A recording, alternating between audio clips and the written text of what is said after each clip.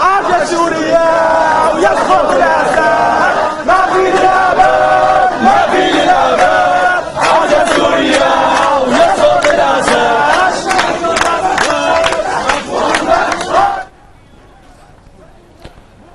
إذن أعزائي المشاهدين ينضم إلينا أحمد عبد الرحمن المتحدث باسم المركز الإعلامي السوري في مدينة حلب. أحمد صباح الحرية.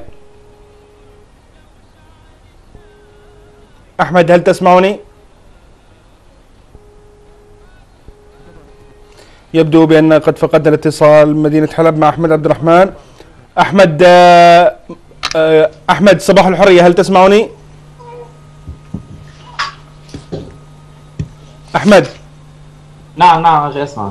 نعم أحمد صباح الحرية أولا. صباح الحرية أخي.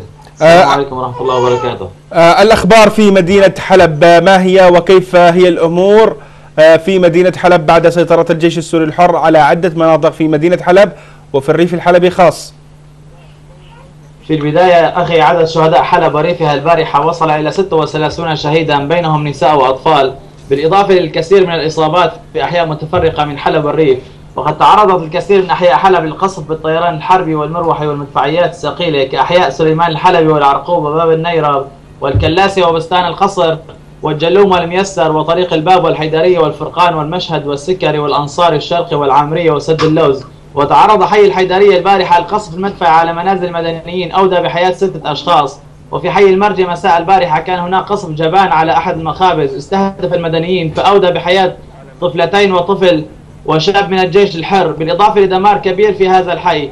أما بالنسبة للاشتباكات التي دارت بين أبطال الجيش الحر وميليشيات الأسد فقد دارت اشتباكات عنيفة على عدة جبهات كأحياء المشارقة وبستان القصر وحي العقبة والجميلية والإذاعة وبستان الزهرة وسليمان الحلبي والميدان والصاخور والعرقوب، واشتباكات عنيفة أيضا في الريف الغربي بين أبطال ألوية المعتصم بالله وكتائب الأسد بالفرج 46 بعد الحصار الخانق الذي فرضته هذه الألوية على الفوج.